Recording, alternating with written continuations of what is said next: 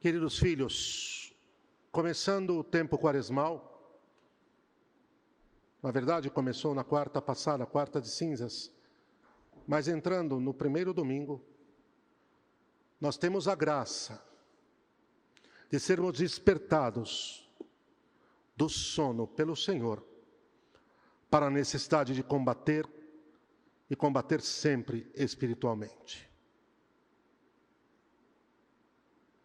Se realmente nós queremos ser fiéis ao Senhor, fiéis à cruz, fiéis ao Evangelho, nós vamos arrumar encrenca com o demônio. Encrenca grande. Como diz o ditado popular, desculpem-me, ninguém chuta cachorro morto. Se a minha decisão é ser santo, vai começar a guerra, e guerra para valer. O demônio vai vir para cima. O Senhor foi para o deserto, cheio do Espírito Santo, para fazer-nos entender uma coisa: quando nós vamos fazer a obra de Deus, temos que nos preparar espiritualmente, com oração e penitência, porque senão tomamos uma rasteira tão forte, que muitas vezes nem saberemos de onde ela veio, e que põe tudo a perder. Mas se nós queremos estar atentos à obra de Deus, é preciso que provemos do combate. A Santa Igreja nos ensina que o demônio tem duas formas de agir. Uma é a forma ordinária, o seu modus operandi. Outra é a forma extraordinária. Com a permissão de Deus, é um mistério. É por isso que nosso Senhor quer nos ensinar como combater e combater para vencer. Para que o maligno não encontre em nós nada favorável a ele. Para que sejamos limpos dessa terrível escravidão ao prazer. Desse mundanismo que vai nos encharcando. Então, na sua primeira forma, que é a tentação, ele vai tentar o tempo inteiro. São Pedro diz: sede sóbrios e vigilantes. O vosso adversário, o diabo, rodeia ao redor de vós como um leão a rugir, procurando a quem devorar. Resisti-lhe firmes na fé. Nós não temos que ter medo, mas temos que estar despertos, vigilantes, porque muitas vezes a coisa se arruína numa falta de cuidado com detalhe que nós não colocamos o cuidado e o zelo que nós deveríamos ter posto. Outra coisa, a forma extraordinária do demônio atuar. Aqui a terminologia varia de acordo com alguns autores sérios. Infestação, vexação ou manifestação. Possessão demoníaca. A possessão é um caso bastante menos comum, mas está crescendo, filhos. Está crescendo significativamente, por quê? Porque o satanismo está crescendo. A maior emissora desta terra, vamos ver o que acontece dentro dos estúdios dele. É macumba à solta. Lá em Hollywood, uma grande parte daquele pessoal que alcançou grande sucesso, entre aspas, gigantes, na carreira, são satanistas.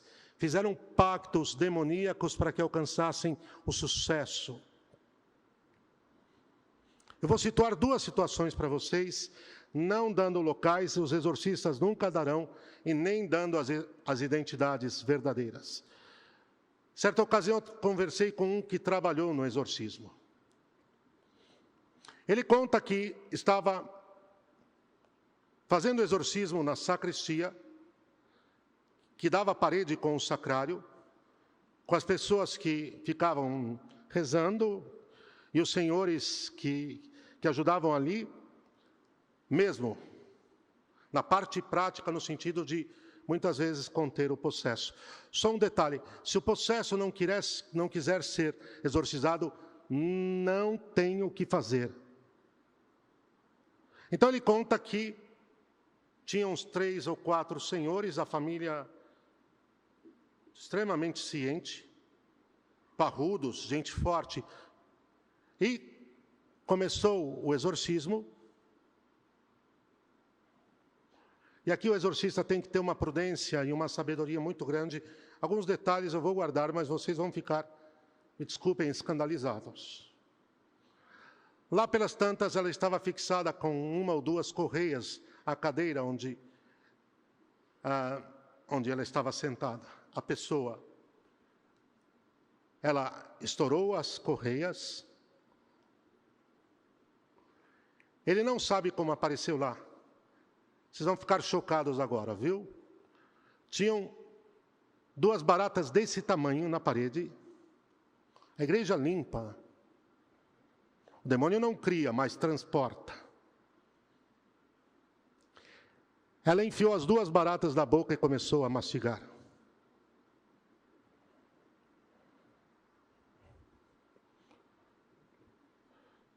E começou a mastigar. Essa história de atribuir tudo ao nível da psiquiatria é uma armadilha em relação aos casos de possessão.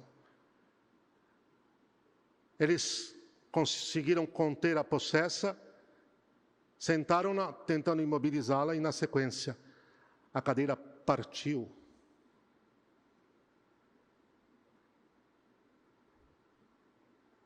O padre Gabriele, a morte, já falecido, exorcista de Roma, ele narra que os casos de possessão mais difíceis que ele enfrentou na vida, nos 20 e poucos anos de ministério, ele começou o ministério de exorcista, lá pelos 69 anos, por delegação do vigário-geral de Roma, o cardeal Ugo Poletti. Ele conta que os casos mais difíceis eram casos de espiritismo levados a Roma até ele, vindos do Brasil. Está lá no livro dele, num dos seus livros. Gente que tinha condição financeira e levou seu familiar até Roma. Ele disse que foram castas de demônios inteiras. E num dos casos, guardando, sim, situou-se o local, mas guarda-se a identidade da pessoa, e ela veio de uma região onde nós não vamos saber, é Brasil, mas Brasil é esse continente. Ele conta que no meio do exorcismo a pessoa encheu a boca e escarrou na cara dele.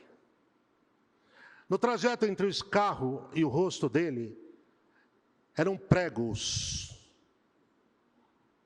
Uma saraivada de pregos. Antes de baterem no seu rosto, eles caem. Se foi o seu anjo, se foi Nossa Senhora, se foi a mão do próprio Deus, é um mistério. Se tivesse acertado o rosto dele, iriam machucá-lo consideravelmente. Iriam machucá-lo consideravelmente. Agora, filhos, os católicos não creem nisso. Não creem. É impressionante. Houve tempos em que o marido chegava do trabalho em casa e a esposa dizia: bem, tinha um demônio em cima do forno. E ele dizia: chamou um exorcista?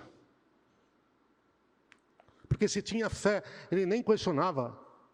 Chamou um exorcista.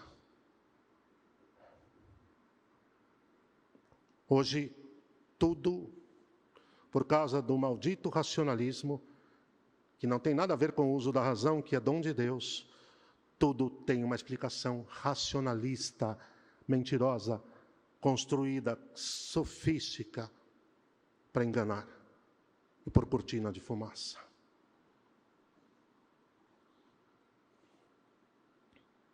O demônio existe. Atua, opera de forma destrutiva, veio para matar, roubar e destruir. Mas aqui tem uma coisa que é essencial. Nós temos que entender a quem pertence a nossa vida. Nossa vida vai ter um Senhor. E agora é a decisão. Ou será Deus, ou será o demônio. Não, Padre, eu nunca assumi o demônio como o Senhor da minha vida. Se não larga o pecado, a quem é que você tem servido? Se não larga o pecado, a quem pertence a sua vontade? A Deus? Alguém que não larga o pecado, a sua vontade pertence a Deus, está nas mãos de Deus. Você vai ter um Senhor. A pergunta é quem será? Se é Deus, seu Filho. E aí toda a liberdade, toda a plenitude de vida, como Ele disse que veio para trazer. Ou será o maligno? Vejam os pactos com o pecado que estão guardados no silêncio do coração de vocês. E comecem a quebrar esses pactos, para valer. Quais são os pactos? E tomem suas decisões. Confessem-se, arrependam-se, façam penitência, voltem. Nós temos provavelmente o maior país espírita do mundo. E essa lástima que nós vemos de um crescimento da ação diabólica tremenda em nossa terra. E só há uma forma de opor resistência a isso. Vivendo em santidade, pelo poder do rosário, entregando tudo às mãos de Nossa Senhora. Ela sabe como subjugá-lo, deixe que ela o pise. Pise a serpente. E vivendo livremente. É isto que Deus espera de nós. Eu termino dizendo uma coisa. O antigo ritual do exorcismo, o rituale romano antigo, no exorcismo o sacerdote dizia, ao fim e ao cabo, de forma mais simples, ele dizia para o demônio, em nome de Deus, saia. Saia. E o processo estribuchava e saia. Nós estamos na era do diálogo. Não, agora tem que dialogar. Não é ensinar e nem dar ordem mais. Já viram o novo ritual do exorcismo? Tem as causas de possessão identificadas. Mas é muita coisa e eu não quero, e isso aqui vai ficar longo. Mas já viram o novo ritual? Está aqui na minha sala. O novo ritual, o exorcista diz para o demônio, olha, por favor, nos dê licença. Eu não quero atrapalhar, eu sei que você está aí no pedaço mandando, fazendo o seu trabalho, eu não quero ser injusto, nós somos todos irmãos. Não é questão disso, mas por favor, veja se é possível você sair.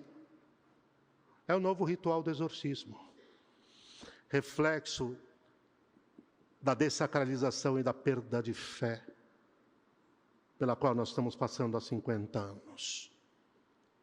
O antigo ritual, que aliás era em latim, não? In nomine Domine exorcizo-te. Ao demônio saía.